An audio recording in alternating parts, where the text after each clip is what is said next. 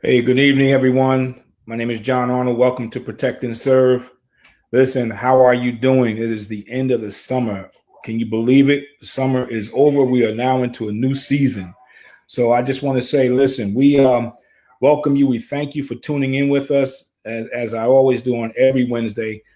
Tonight, we have a show that's near and dear to my heart. It's the reason why I became a police officer some 20, almost 30 years ago, because I wanted to make a difference and an impact. And we're talking about community policing, community engagement.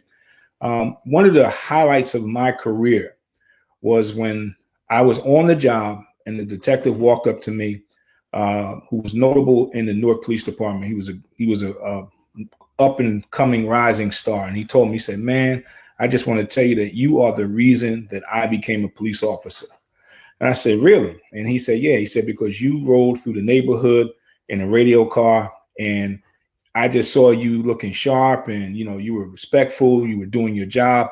And I said, if he can do it, I can do it. And this detective is none other than Detective Keith Shepard. He is he has retired now from the Newark Police Department, but he worked his way up, has national credibility because him and Detective Rashid Sabor, God rest his soul, they were on television they worked the cold case squad. And Keith was a very good detective. He does security now for Queen Latifah.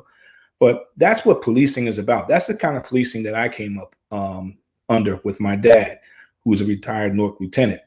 And when most people join the police department, it's because they want to do some aspect of community policing. They want to give back. They want to encourage folks to feel safe. And that's what community policing is about. So when we get into the discussion tonight, you're going to find out what the difference is between community policing and community engagement. I always get asked the question, "John, what's the difference?" And there is a difference, but then there isn't, because you need one for the other. And that's what we are going to attempt to explain and break down tonight. We're going to have discussions about good cops. We've been hearing about cops throughout the nation doing terrible things. Listen, we can't deny it. We see it on national TV. But the majority of the cops who are on the job come on the job to try to do good, to help, to alleviate crime in the neighborhood, and just make people feel comfortable and safe in their community. That's what they come on the job for, to protect and serve. And that's what this show is about. That's why it's called Protect and Serve, because we want to talk about that aspect of policing. And guess what? In order to protect and serve, we need you, the community. We need you, the viewers. It's a partnership. And that's why like I said in the beginning, it's near and dear to my heart. Community policing. I love being out in the community. I loved it. I hated desk work. I hated going inside, but that's what was planned for me. And God had that in my plan, in His plan for my life. But I listen. I'm a street cop. Believe me, I still enjoy it. Okay. But listen, before we go any further, I want to bring in our guest. I'm talking about Detective Stephanie Treadwell from the Newark Police Department and Detective Anthony Cox. These two know a little bit about community policing and community engagement. Listen, before we go anywhere, happy birthday, Steffi. Happy birthday, sir. Steffi had a birthday yesterday. She turned Labor Day. Labor Day. Sorry, I forgot what day it was. That's right, Labor Day. She turned 25 years old. Wow, look at that. 21. Oh. All right, well, okay, you got the check, Tony, because you came in lower than me, but I was trying to make it seem like you a little bit more mature. Right. But listen, happy birthday, Steph. We thank you. That you hope you had a nice and happy birthday. I did, and since I'm not always on all the time on Facebook, I was told that a lot of people sent me good wishes, and I want to thank you all so much. And all I can say is like gratitude. Yes. Well, you well deserved. And we just wanted to take a moment just to say happy birthday to you, because it's a blessing to see another birthday. Believe me, in these days and times. True. Yeah, especially getting retiring off this job.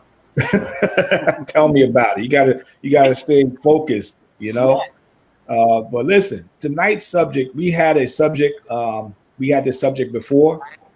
We had Dalton Price, who we're going to have back on here. Hey, look at Joseph Samad Johnson telling you, happy birthday. Now that's our dude right there. He's another retired police officer. Big Joe. Burn, and we love him, man. Yo, he's good people. And thank you, Alice. So listen, this is near and dear to my heart. As I said, we had Dalton Price on here. We're going to have him back because he is one of the experts in the field, and he was very insightful. And this is not going to be a one show type of activity. We're going to have to go on. We're going to have future discussions because community policing, community engagement is forever changing. It's forever changing, and a lot of the stuff that's out there now, it has changed. The original concept of community policing has changed from what it first was. Community engagement has changed just in the Black Lives Matter era with everything that's going on. And what I want to do today is I want to talk about some deep discussions for our viewers so they would understand what to expect when it comes to community policing and community engagement. There is a difference. Let me just give you the definition for community policing and community engagement. Community policing is a philosophy that promotes organizational strategies that support systematic use of partnerships and problem-solving techniques that will proactively address the immediate conditions that give rise to public safety issues such as crime, social disorder, or fear of crime. That's a big one. Those three right there, public safety issues such as crime, social disorder, and the fear of crime. That's what community policing is. It's a philosophy. Now, community engagement, by definition, is a foundation of police and community relationship repair. That's big. It says the foundation of police and community relationship repair and can segue into trust. That's what it's about. And that's what it's all about. And we do community engagement by being candid, by having candid talks, empathy, which we don't see right now. All right. We have to talk about that. We don't see empathy from the police department. We see a lot of aggression, and we have to talk about that. Attending civic functions, stopping by at neighborhood sporting events, going to places outside of the norm, such as barbershops, hair salons, restaurants, or just getting out of the car, which we don't see a lot, and using the 3 T's, tactics, and trust. This method right here, the 3T method, develops friends and friendships. And it's important because this method of showing tactics and trust and building relationships is the process. It shows mutual respect to the community. It shows respect to the community in the sense that, listen, we are here to protect you and service you. And the only way I would let anyone, I would trust them to service me is I have to know you. And I think that's one of the biggest complaints of the communities from all the transition teams we sat on, where people said, we don't know the cops. We don't know the cops. And that's a big problem with community engagement and community policing now. So, we're going to get into a little bit more, but I know that each of us have some points of community engagement that we've all shared with, and community policing. And let's just be honest with the viewers. You can't have good community policing if you don't have community engagement. You have to engage the community, right? Am I right? I'm talking right. Have to. You have to have community engagement before you have community policing, because community engagement, is a component of community policing, and it's a very important component. But we're going to go through a couple of them. There's a cartoon that I like the producer of the show. If he could put that cartoon up there, I'm going to just talk about it. Okay, it says in the era of defunding the police, it says, how is he supposed to carry all of that? He's not supposed to. And the bottom character scene shows that a lot of the things are being lifted off of the police officers' back and being taken care of by the respective organizations in the community. We have affordable housing, we have healthcare, we have social workers, we have all these different things that when we talk about defunding the police, that although this is a cartoon, it's very accurate. It's very accurate. Thank you, producer, for that. And we that's one of the things, building relationships. Okay, community policing is about community partnering.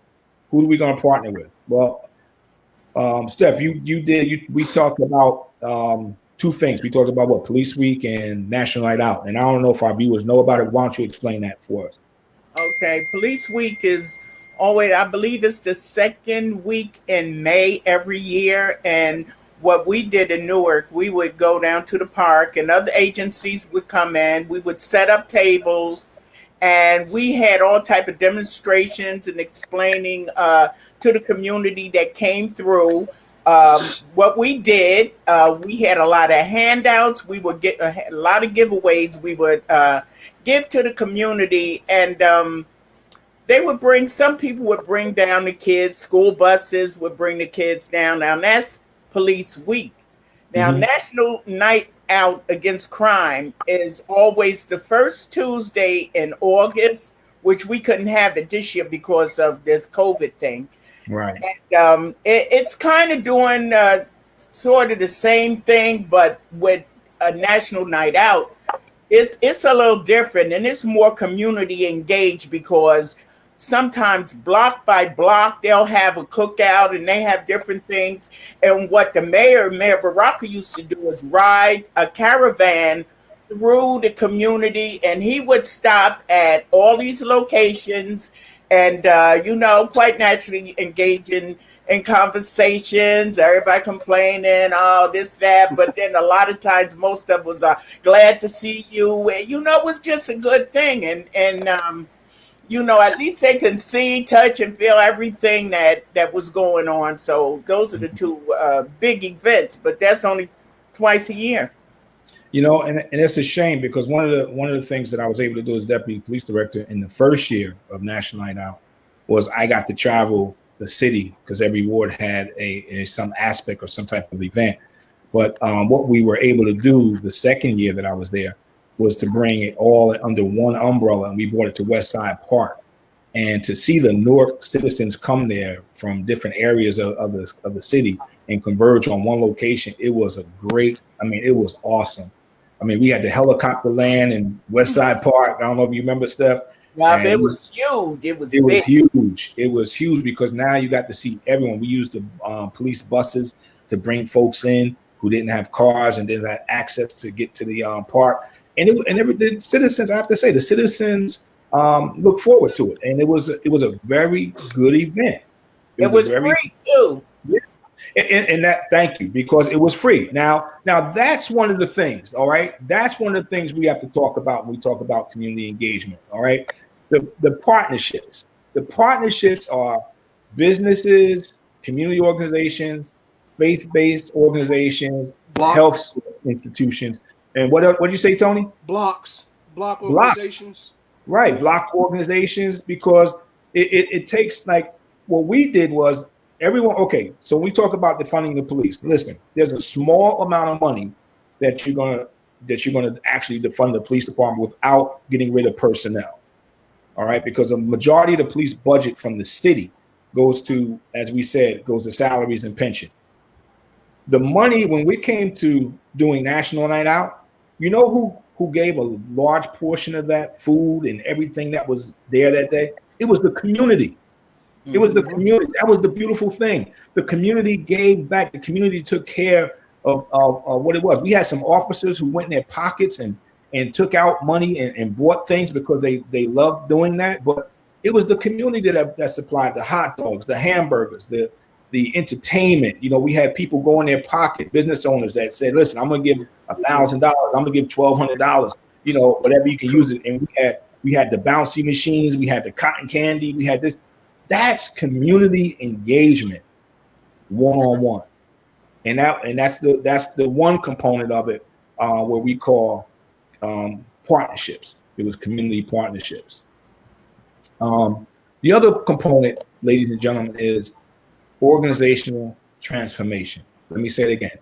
Organizational transformation. If the organization doesn't want to transform into a community engagement mindset, then you can't have effective community policing. And I tell you this, most police departments that have problems in the community don't have an effective community engagement or community policing program. I can tell you that right off the bat, just from what I see. The departments in the inner cities that don't have the issues that are going on across the nation is because they have a strong community engagement, strong community policing program. And that's important. But the change has to come at the top. It cannot be all on the line officers. When I was the deputy director, I relied on the officers such as Steffi and others to tell me what was needed in the community. My job as deputy director was to have an overall view of the resources that we had and try to get that to you guys and make it successful. And that's what I had. That was my job. Everybody had a job, but it started at the top. And then what I like about Director Venable at the time, what he did was he put community affairs and clergy affairs under the deputy director, under the director's office, which was, I think it wasn't done before. It was always under some type of, captain or something like that. But this one answered directly to the deputy director. And we had an awesome time. And that was because the leadership had changed. It had transformed from a go lock them up. What do you call it, Tony? We call them, we talked about it earlier about we say lock, hook and book them or something like that. Hook them and book them. Yeah, from hook them and book them to, listen, let's work. Yeah, I mean, listen, okay, we talked about it before. We talked about the foundation of the police department, how the foundation of most of all police departments, the foundation we're talking about was built on systemic racism. People want to deny it. We know it's true. Okay, we understand. Slave Patrol, the first police department after Slave Patrol. So you have to change the mindset at the top. If you have hook 'em and book 'em leadership, that's what you're going to get in your police department. All right, they're going to be out there hooking and booking them by hook or crook. They're going to be bringing folks in, and that's not what we need in 21st century policing. We want to be proactive. So it has to change at the top. The top leader has to be able to go out there in the community. We used to walk the community. We used to engage the community because that's where you find out firsthand what your officers are dealing with, what they're complaining with. So, there's some things that we've done, and I'm excited about it because, we have done it along with one thing we didn't do, and I apologize to the citizens of North, and we should have done. When we were giving out crime stats, ticket stats, arrest stats, we should have been giving out our community engagement stats. How many officers were acknowledged by the citizens for doing a great job? We should have been doing that to show that the police department and the community is working together. And for any future leaders of police departments, make sure that's part of your leadership transformation, that if you're going to sit up there and be a stat person, all right, because a lot of people think that just by throwing stats at the community that's going to make them feel safe. Let me tell you something. People are saying right now that homicides are down, but guess what? Homicides are not going away. They're still there, and I can still become a victim. Any one of us can still be a victim of homicide. So I'm not impressed by a person that just stat. Tell me what you're doing. Show me that you're out there with me. All right. That's what we want to see. That's the kind of leadership we want to see in the 21st century. People want to see, that's the director. That's the chief. They're out here, in the community with us. They're going through the same thing, experiencing the same things we're experiencing. Not a bunch of stats. Stats are good. They're helpful, but they don't really make me feel safe. All right. Because I know that stats go up, stats go down. Depends on what type of season. They get ready to go up now because we get ready to go into the cold season again. And right? basically, when you have a leader, as a police officer, if you have a leader who's out there with you, that gives you some type of push, like, oh, let me engage in the community also. If he's out here, I can be out here. Right. That helps a lot, Right.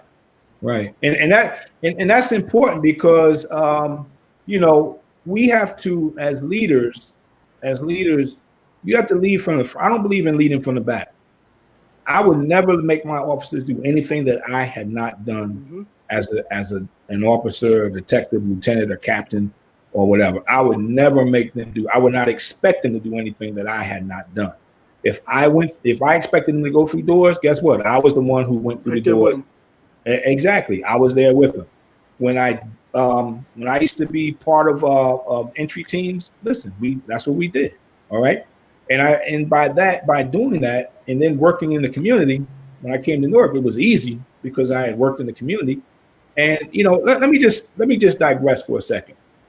We had in 2000, we had one of the most heinous crimes. We had a police officer killed in Essex County, and it was a lot of stuff going on that the public didn't see. There was a lot of stuff going on. One person was arrested that had nothing to do with another person, died in custody. It was just a mess.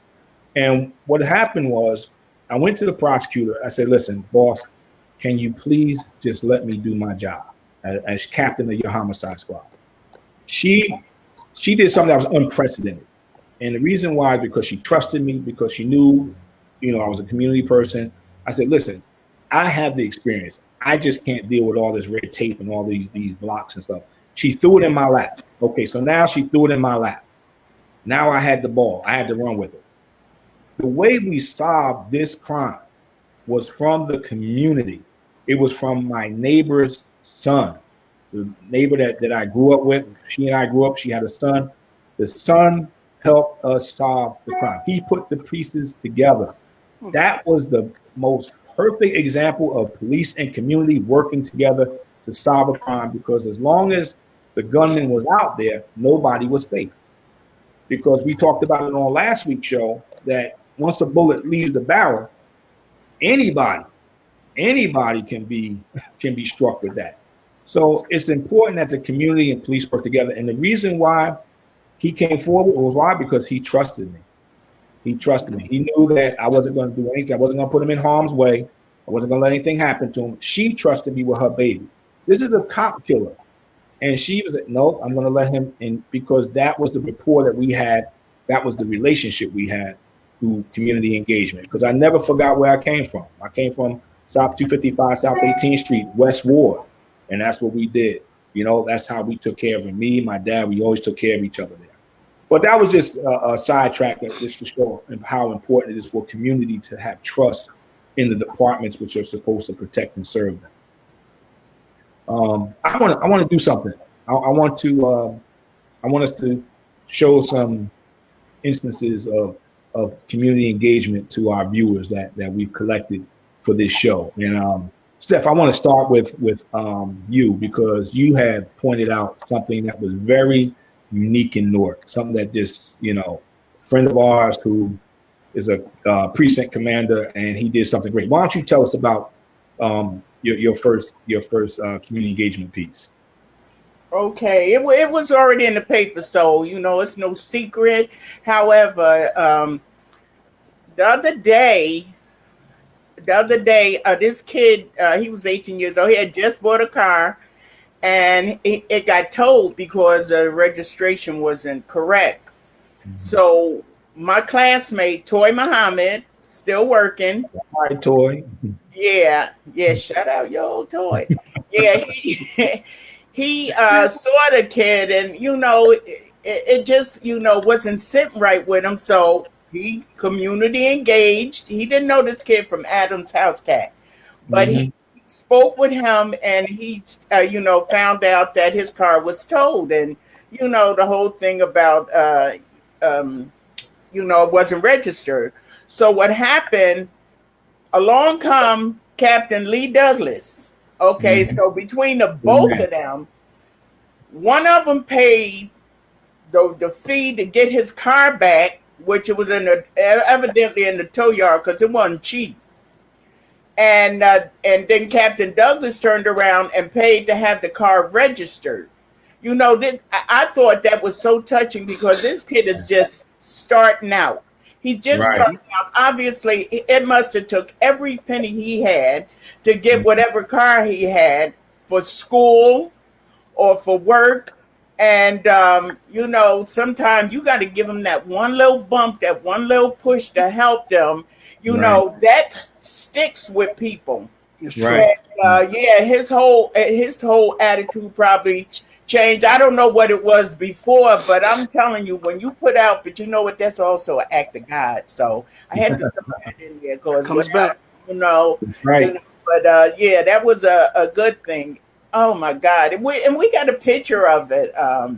They put in the paper, it was good, but both of them so humble. They ain't saying nothing. I was like, I saw you. I read your name, but this is what we do. These are the Yeah. things. Everything we do don't necessarily reach the news or the paper unless Exactly. it's That's right. something bad.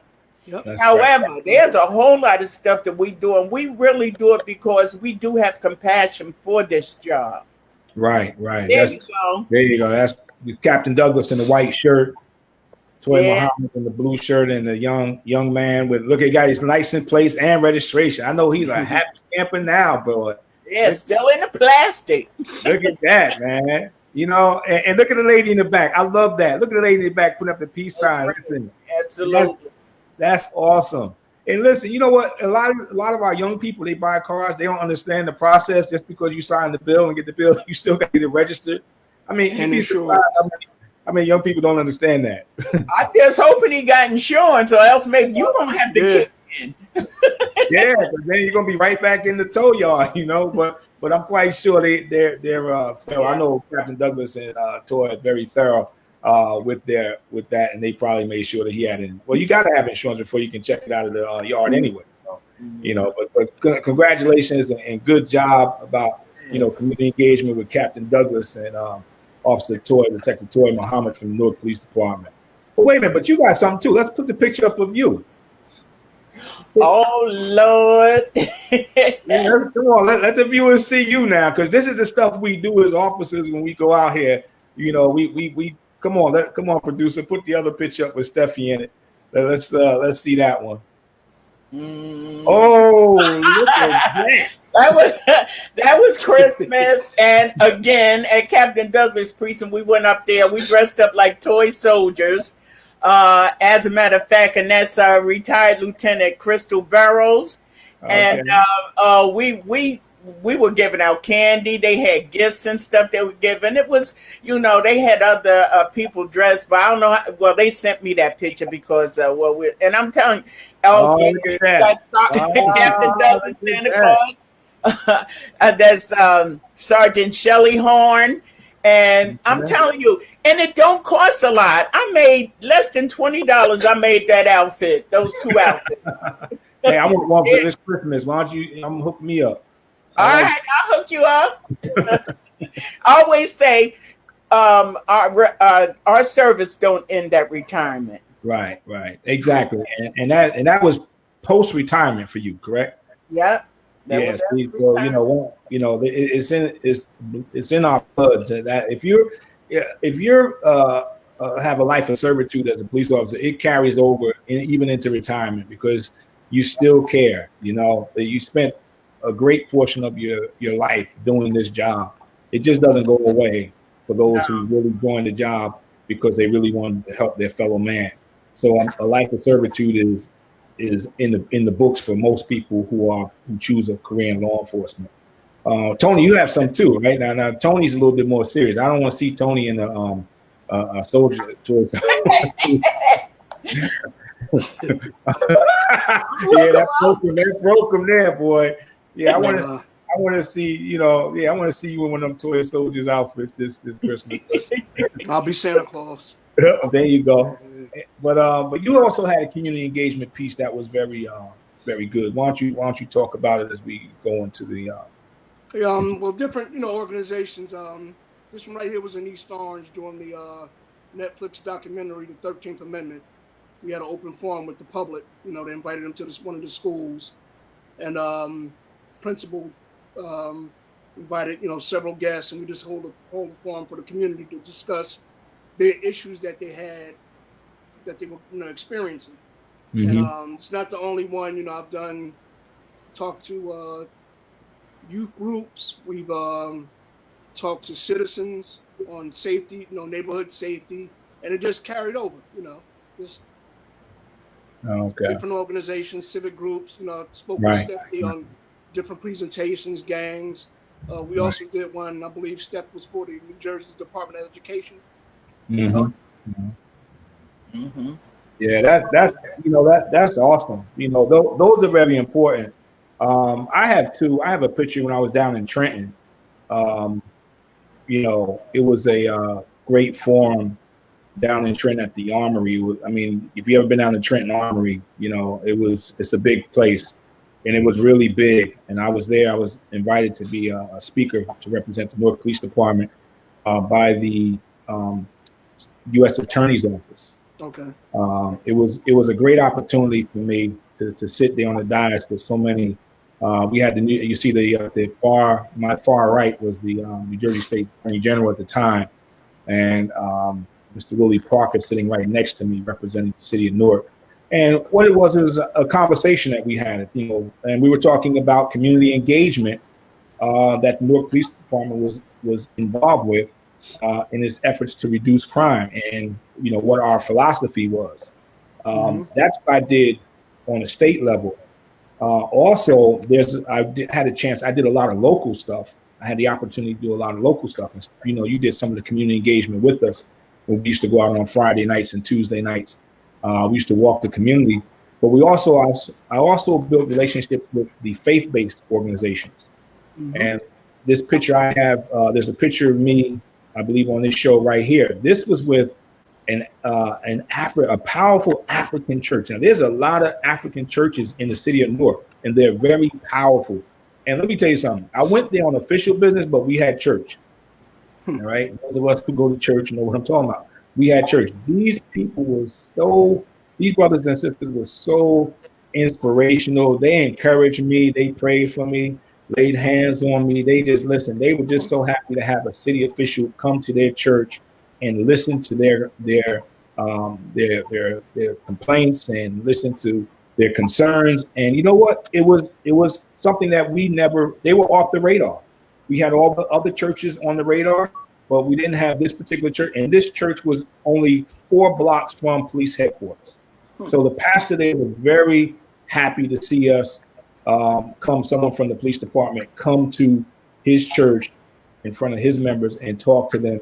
And like I said, we had great discussion, great time talking with them, So it was a pleasure for me. I enjoyed it. I enjoyed, getting dressed down and going out on the streets and just finding out what was going on. It was great. But one of the things about community partnering that's new, and it's going to be new because when I left Newark, I went to a healthcare system, and one of the things that I found out is the mental health aspect of policing. And we talk about officer resiliency, we talk about neighborhood resiliency. This is part of community engagement. And now what we're doing, or what we're seeing across the nation, and what we definitely will see with the funding, is we'll see more healthcare institutions partnering with police departments, because for 2 reasons. One, you have to think about one of the issues in 2015, International Association of Chiefs of Police conference down in Florida. There was a discussion about the wellness of police officers. And this was when you came on the job, and I know I speak for all of you because I know the type of work that you've done and what you've seen.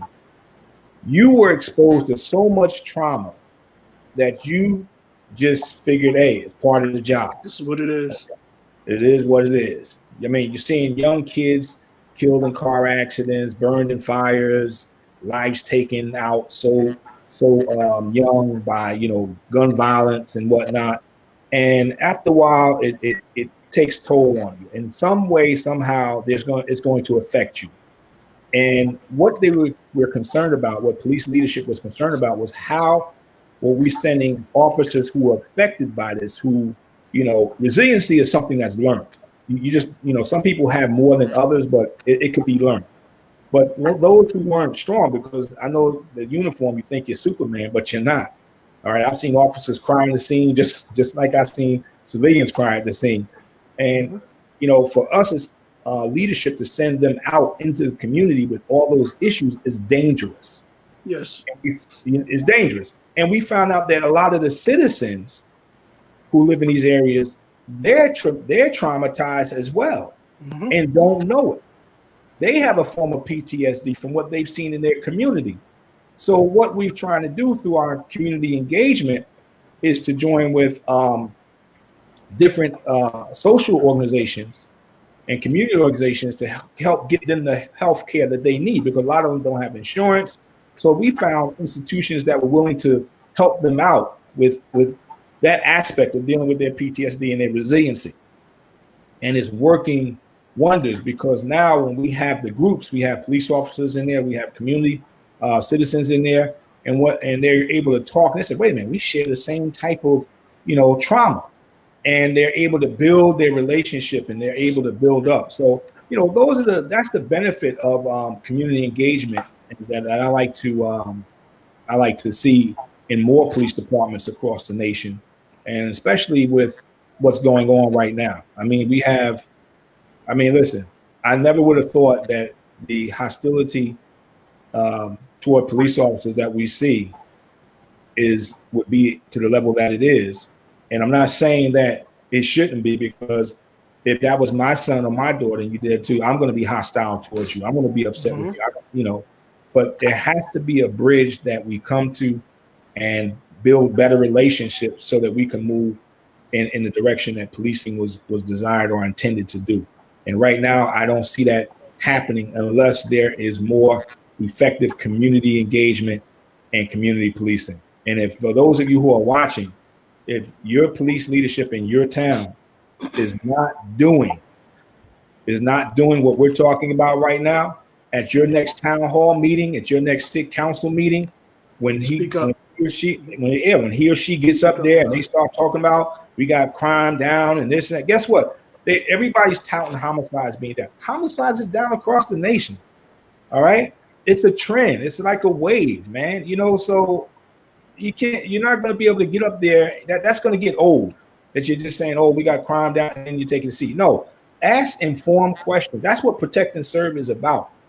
We're giving you the tools to ask them so that your community can be safer. Because I know stats are stats, but stats are usually a week old.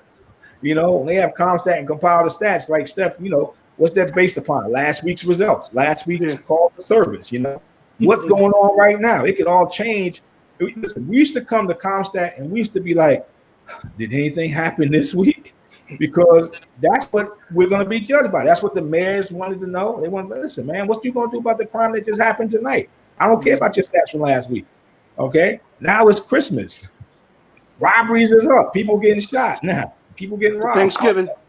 Thanksgiving. Oh, Thanksgiving is really when it starts, right? So that's the type of thing that, when you go get shot Thanksgiving. No, we say robberies. Oh, I was getting ready to say, no, they get cut. They said they were cut the turkey and then they stabbed. Robbery season. And then Thanksgiving is like one of your first family holidays, and around family holidays there's a lot of suicides. The suicide numbers are up because depression and stuff like that. So you get a lot of calls for service where people have taken their lives because listen, you at Thanksgiving, it's your first Thanksgiving, you lost a loved one to cancer or some other type of disease, and you don't know how to deal with it. You can't deal with it. You don't want to face it no more. So crime goes up and down. You have to ask your leaders in police departments, listen, okay, how about your community engagement acts? What have you done? As Janet Jackson said, what have you done for me lately? That's what they want to know. That's what I want to know. What are you doing about how are you addressing the things in my particular neighborhood? And some of those things, you should see. You should see community roll calls that they had in most of your major cities. That's a big thing.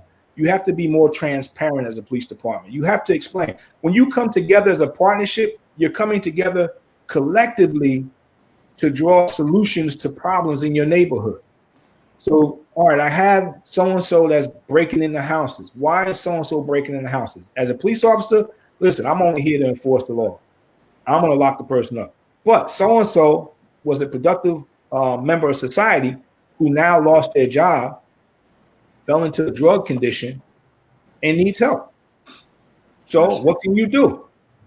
All right, you can put on those what's that you had, Steph, that toy soldier outfits and walk over and bring them some gifts or toys, but or you can steer the person to a organization that will help them, get back on their feet and not become a statistic or a number of hook and book, And unfortunately, they say there's no quotas in police work, but we know that progress is measured by stats.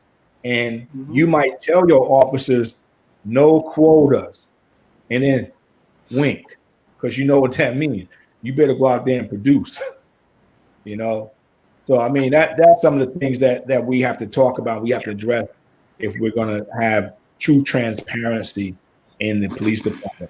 There's a Steph, didn't you have a video? I want to show the viewers this video, because one of the things Steph and I were talking about were how members of the community, especially the Black community, how our children are affected by the events of what's going on. And ladies and gentlemen, we have to understand that because of COVID, we've been confined to the house, so we see everything in real time. Our children see it as well, because all the news outlets do is play it over and over and over and over. I got depressed watching the news when we were confined to COVID, nowhere to go.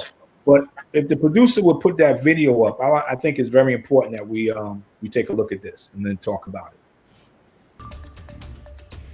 An act of kindness to one boy in Kershaw County changed his outlook on law enforcement. News 19's Emily Correll has the story of how one small conversation can make a lasting impact. I feel kind of nervous and stuff. Gavin's my buddy, and Han gave me a friend now, which is cool. A unique friendship began this week when 8-year-old Gavin Williamson and his mom, Ashton, passed a few patrol cars while driving through town. In the midst of everything that's going on, Gavin, he said, I don't want to get stopped because I'm scared I'm going to get shot. And I said, okay, so the next county car I'll see, or state trooper, whoever, I said, I'm going to make it my duty to introduce him and to let him know that all cops are not bad cops. I saw her walk up to me. She said, hey, I want my son to know that not all cops are bad cops. She said, would you mind taking a minute to talk with him? I said, absolutely. So I sat there and I talked to him. And I was talking about eating because we were in San Jose. And I said, what'd you get to eat? He said, I got rice. I said, was it good? He said, yeah, you can have mine if you want it. And I looked at her and I said, can I get out and hug him? In that moment, a new friendship was born. I'm tearing up. You love to cry a lot. Because it's, I didn't expect that kind of reaction. The conversation even caught the attention of Kershaw County Sheriff Lee Bone. He gifted Gavin with his very own challenge coin, a symbol of bravery. Deputy Shelton was gifted with a memory that he says he'll keep in his heart forever. I've always had the mindset of, like, when I come to work and I put the uniform on, like, I want to go out and, like,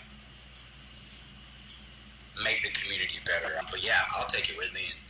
A boy's life changing in an instant. From a short conversation, this third grader decided he wants to be just like his new friend. Be cop! He wants to be a cop when he grows up. I'm Emily Correll, News 19, WLTX. Wow, that's awesome. Nice. Yep. Yeah, I like that. That's a story that we don't see in this climate right now, but it's an important story to be told, because that's my story. I'm that little boy. I saw police officers. I saw the good in police officers. I didn't see a lot of the stuff that I see now, and that's why I became a police officer. I wanted to be like my dad. My dad was my hero, my the person that I looked up to. I didn't even try to fill his shoes because his shoes were just too big to fill. And even now to this day, anybody who recognizes my name or looks at my face, they say, "Wait a minute, are you John Arnold's son?" And I used to, as a little boy, I used to be in a barbershop and getting my hair cut, and people walk up, guy was looking at me, and I'm saying, "Why is this guy looking at me?" And I'm like 15, high school. And he's saying, "You John Arnold? Are you related to John Arnold?" And I was like, "Yeah." I wasn't a punk at all. I was like, yeah, I'm John Arnold. That's my name. He said, your daddy shot me. I said, uh-oh, here we go. He said, and he put up both his hands. He put up both his hands to show me.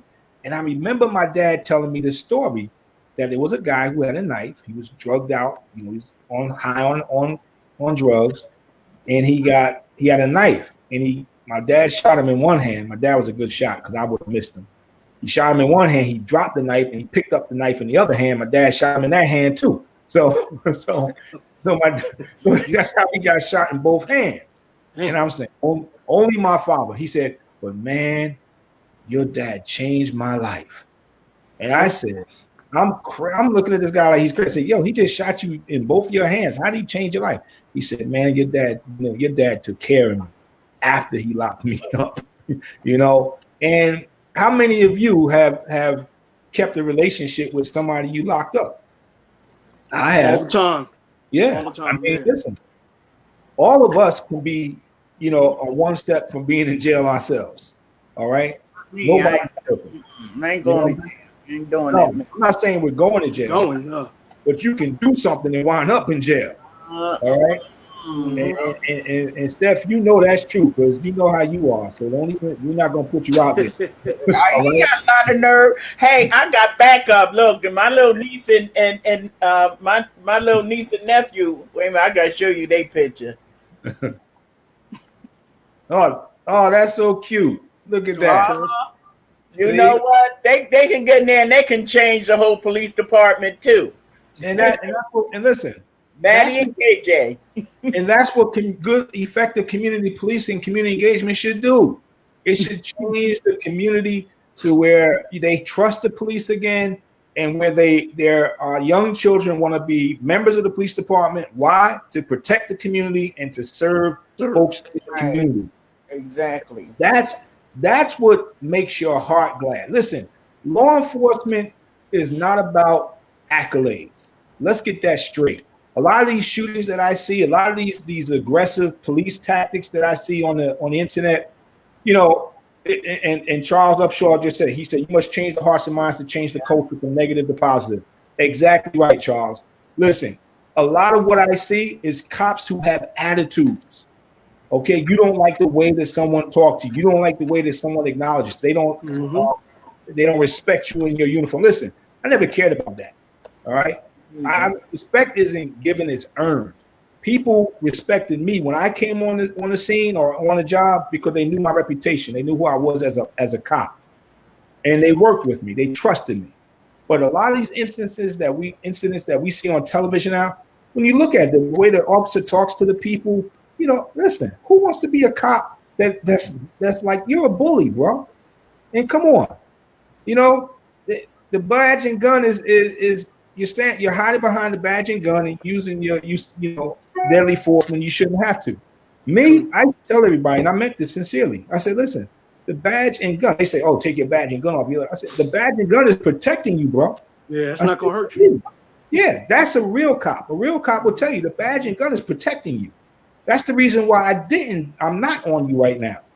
But the thing is that when you're engaged with the community. And you have to look at what am I doing that's either positive or negative in my action and how I'm dealing with the situation.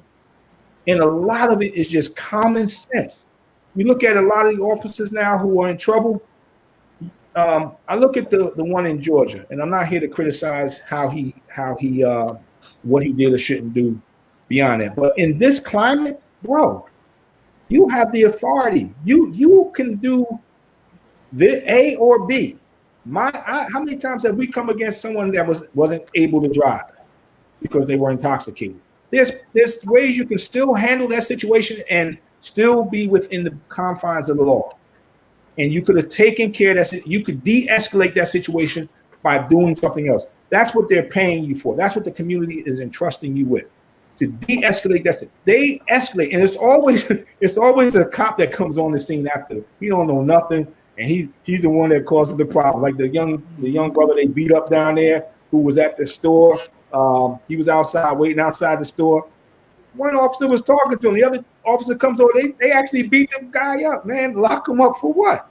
He's like, dude, it's not the guy. That's not the guy. You should have told me. Exactly. No, you should jump the gun. Mm-hmm. So that brother's he's gonna get civil lawsuit coming, all of that. Yeah, he's entitled to every penny he gets because that's the price we pay. But I stay in contact with some friends. Some of them are friends. Some of them are some of my best friends now that I locked up. Because it wasn't personal. It was just business. They understood the game, and I think all of us can say and attest to the fact that they have become. Some of them have changed their lives around, and we see them. I mean, Tone, Steph, you guys, can you want to talk about someone that you might have locked up in the past, and they've became a productive citizen of society again? And a lot of people I see, some every day. See them, we speak, shake hands, talk about what happened, things where they believe they might have been had they not, Right. locked up or whatever, but it helped them out. They thank me, I thank them, tell them, stay safe. Right. I've had people, people that I've arrested, and we've gotten situations close to a riot, and they would come up and say, "Oh, you ain't messing with them two officers." Yeah. So no, they were there. Those are the ones that actually keep you safe on the street. Absolutely. That's They gave us, some real respect, and right. Hey, you getting ready to take somebody's freedom away. Why are you gonna waste your breath and just keep talking and talking? I mean, explain to them what's going on, but I mean, just complaining about everything. You took their freedom away. I mean, come on now, slow it down. Right, you're right. And one of our Charles Upshaw said you have to give respect to receive respect, and I agree with that. As a police officer now, as a civilian, I don't care about respect. I don't care if you respect me or not. I'm gonna do what I have to do. But as a police officer, as a person of authority, where I need your respect, I need your cooperation. It's something that I look forward to. But at the same token, as Mr. Upshaw Charles said, it's given, it's earned. It's not an automatic. Now there is a respect for the authority. There should be a respect for the authority. Let me say that, because that will get you in trouble. But as far as the person, the officer has to be respectful too. It teaches us that in the academy, how the conduct of an officer, how to engage with the public. And it seems like we get out here on the streets in the car and we forget, because we're big and bad, and we forget that, listen, you have a duty. You signed up for a life of servitude. Nobody owes you anything. My dad put his life on the line. I put my life on. You guys have put your life on the line, and we didn't expect anything in return. If you gave us an award later on and recognize it, so what? But you know what? Our satisfaction came from serving the people, because that's what we do. That's what we do. And just to get back to folks that we've locked up and they've changed their lives around, listen, that might have been the one thing they needed in order to change their life around. And when I went back out there on the streets, when I needed to engage the community, guess what? They had street cred. They had street cred. And that street cred, when they saw me and that person walking together and talking together, other young men who were involved in a certain lifestyle, their eyes opened up. They were like, wait a minute, well, I'll come and talk to you, But before, they wouldn't want to talk to the police. But I had the credibility, thanks because of the person that changed their life around, that was walking with me in the community. Because let me say one thing about the streets. They know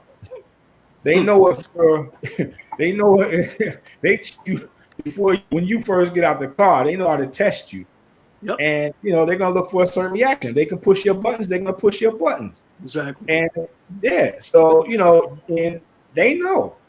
So that's one thing that as a police officer, which I would like to see in younger police officers, that they understand that you don't have to come out there. I mean, I look at some of the officers, how nasty they talk to the community. I'm like, man, you would never do that if I was your sergeant. You never do that if I was your superior, because it's not right. It's not right. And you're right. Again, that's an issue. Yeah, you're on it, bro. You have to show your humanity through empathy and understand. That's what we said at the beginning of the show. You have to show empathy, understanding to the situation. As Steffi said, listen, we're getting ready to take away your freedom. You understand? And by taking away your freedom, we might be disrupting your household because you're the person that brings in the bread. We're disrupting your household. We're doing a lot. It's in a cause and effect. We're the persons that bring the effect. All right. So yeah, it's a lot, and there should be some type of empathy, some type of sympathy and understanding. But you can't be that way with everyone because everybody doesn't want to hear it. They don't care. I mean, there's just some people that, they're just going to be how they are. They're not, remorseful. They don't care. They don't care about anyone else except themselves. As long as they have an audience. As long as they have an audience. Right. But a lot of times when they don't have no audience, they be like, "Ooh, call my grandmother." You know. First one they want to call, mama. What? How old are you? Mama. Man, mama can't help you now. Mama and grandma. Yeah, mom and grandma.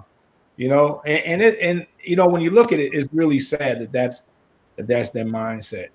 We were always taught coming up. I was fortunate enough to have my dad in my life.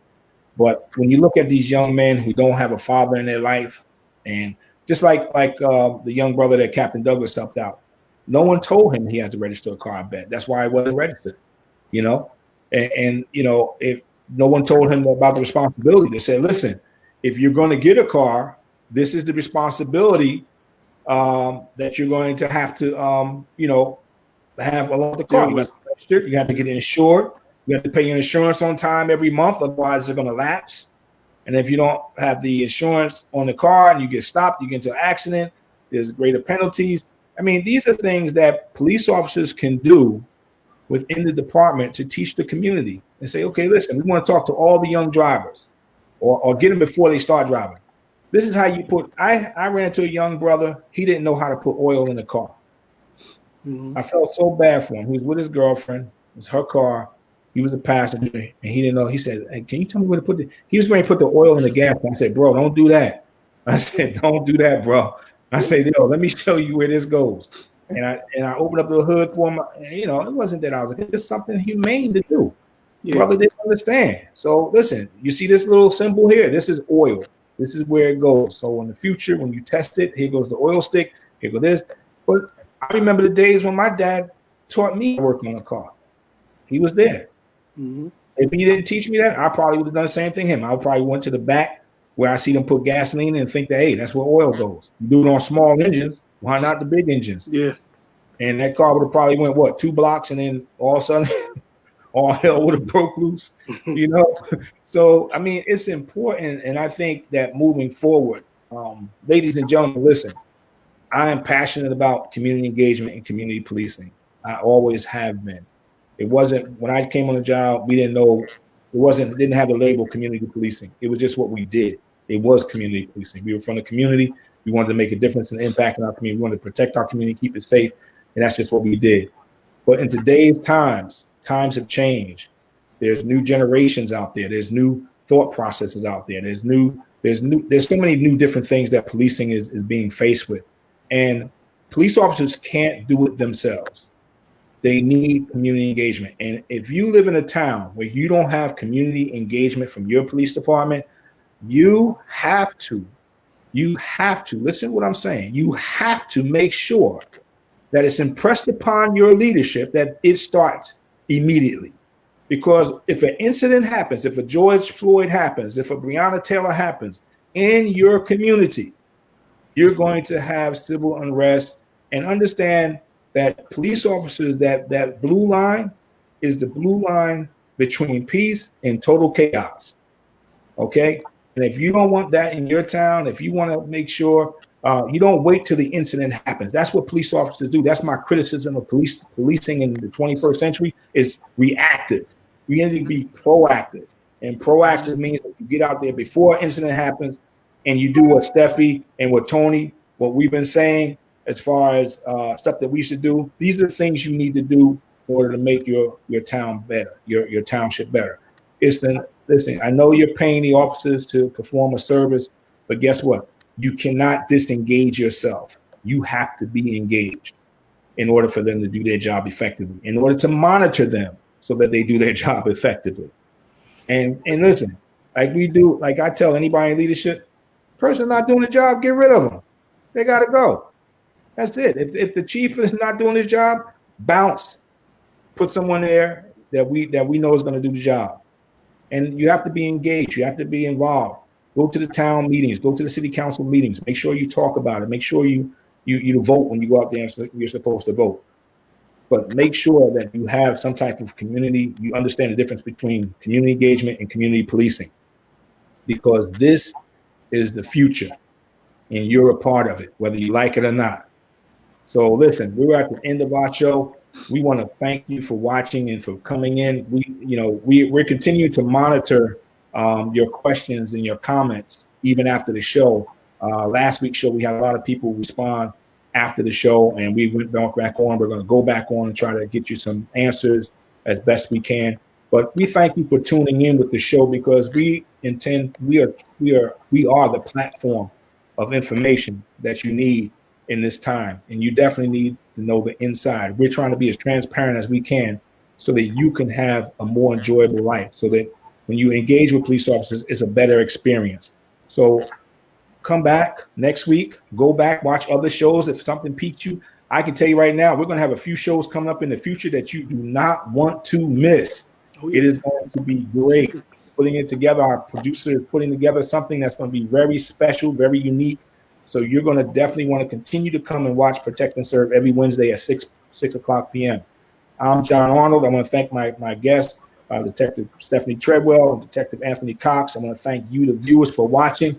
And remember, this September 11th, we always honor those who died, who paid the ultimate sacrifice for our country, those who are in the service, who went to war for us, and those who were killed maliciously in those buildings over at the World Trade Center. We will never forget you. I lost a couple of good friends there, and it still bothers me when I look up and see those lights. So God bless you.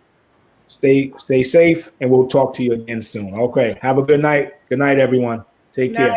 Good night. Good night.